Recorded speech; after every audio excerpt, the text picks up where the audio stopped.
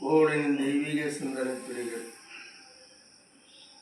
எல்லா உலகமும் எல்லா உயிர்களும் எல்லாமும் நீயாகி சொல்லிலடங்கா வல்லமை இருந்தும் உருவில்லா அருவாய். அதிசயம் அதிசயம் எல்லாம் அதிசயம் இறைவா உன் படைப்பில் எனக்குள் நீயும் உனக்குள் நானும் இருப்பதும் அதிசயம். இந்த பதிகத்தினுடைய விளக்கம். இந்த கோடான கோடி அண்டங்கள் அனைத்தும் இறைவனால் படைக்கப்பட்டு இயக்கப்படுகிறது. இந்த கோடான கோடி ஜீவன்கள் அனைத்திலும் உள்ளிருந்து அதை வளர்த்து கொண்டிருக்கிறார்.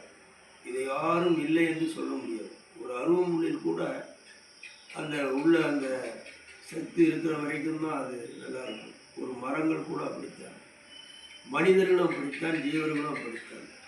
உள்ளே இருக்கக்கூடிய அந்த ஜீவன் வெளியாகிவிட்டால் இது ஜடமாகி விடுகிறது, தாவரங்களும் காய்ந்து விடுகிறது. அப்போ எல்லா உயிர்களிலும் உடம்புகளிலும் அந்த இறைவன் இருக்கிறார் என்பதை நாம் இல்லை என்று யாரும் மறுக்க முடியாது. நாம் சிந்தித்தாலும் நம் அறிவுக்கு அது ஒவ்வொருவருக்கும் அது புலப்படும். அப்படி எல்லா உலகமும் எல்லா உயிர்களும் எல்லாமுமாய் இருக்கக்கூடிய அந்த இறைவன் நமக்கு கண்ணுக்கு தெரியாமல் அவருடைய முழுமையான உருவத்தை நமக்கு கண்ணால் பார்க்க முடியாத வகையில் அருவமாகத்தான் இருந்து கொண்டிருக்கிறார். அதாவது அருவம் என்றால் காற்றாக இருக்கிறது. அந்த காற்று இருக்கிறது, நம் பரிசத்தில் படும்போது உணர்கிறோம். காற்றினுடைய வல்லமையும் நாம் பார்க்கிறோம். காற்று சீற்றம் அடைந்தால் இந்த உலகத்தையே ஒரு அசைக்கி விடுகிறது. ஆனால் அது நம்ம கண்ணுக்கு தெரிவது கிடையாது.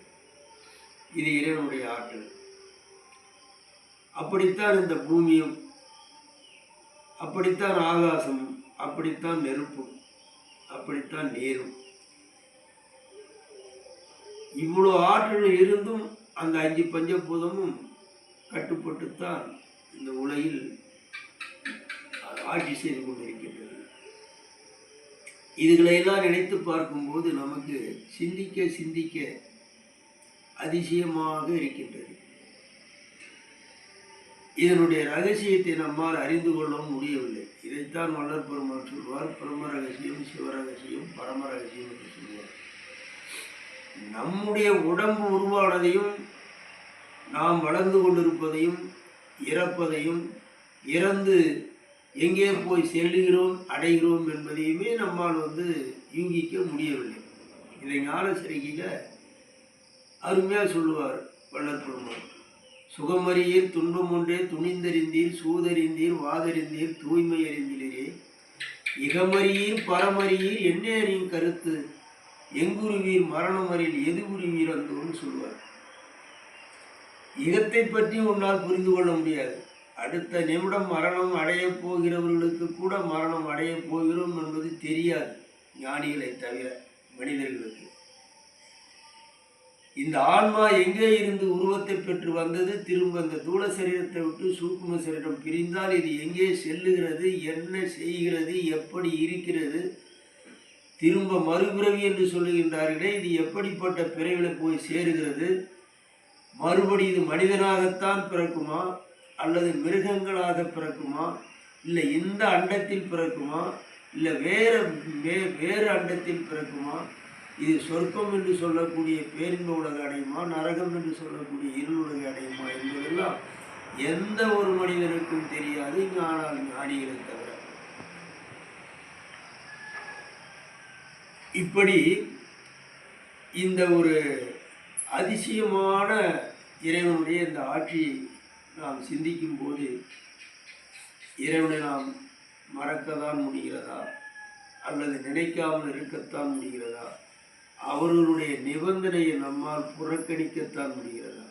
இல்லை, எல்லாம் இறைவன் செயல். நன்மையும் தீமையும் பிற செய்ய வாராது என்று புத்தர் சொன்னது போல, நமக்கு நன்மை வந்தாலும் அது இறைவனே கொடுக்கக்கூடியதுதான், நாம் முற்பிறவில் செய்தது. தீமைகளே வந்தாலும் அதுவும் இறைவனால் கொடுக்கப்படக்கூடியதுதான். இதுவும் நாம் முற்பிறவில் பிற ஜீவர்களுக்கு செய்த தீமைகள் வட்டி போட்டு நமக்கு வருகிறது என்று தான் உண்மை உடையவர்கள், தெய்வீக சிந்தனை உடையவர்கள், தெய்வீக அறிவும் ஆற்றலும் உடையவர்கள் எண்ணி வாழ்வார்கள். ஆனால் அந்த நிலையை உணராதவர்கள் ஒருவருக்கொருவர் பகையும் போட்டியும் பொறாமையும் சண்டையும் சச்சரவும் நீ நான் என்ற விரோதம் வைத்து பல வகையிலே இந்த காலத்தை வீணாக்கி சீரழிந்து நரகம் செல்வார்கள். ஆமாம், உண்மைதான். இருளுலகம், அருள் உலகம், ஒளி உலகம், சிற்றின்ப உலகம், பேரின்ப உலகம், இது இருப்பது உண்மை. மேலும் மேலும் விவரமாக என் பதிகங்களில் என்னுடைய விளக்கங்களை சொல்லுகிறேன். எல்லாமும் உண்மை. எதற்காகவும் அடியேன் காணாததை கண்டுவிட்டேன் என்று பெருமையாக பேசும் பழக்கம் எனக்கு கிடையாது. தியானத்தினால் இறைவனுடைய அருளால் நிறைய படைப்பின் ரகசியங்களை எனக்கு உணர்த்தியிருக்கிறார்கள். மேலும் மேலும் தெரியப்படுத்துகிறேன். நன்றி, வணக்கம்.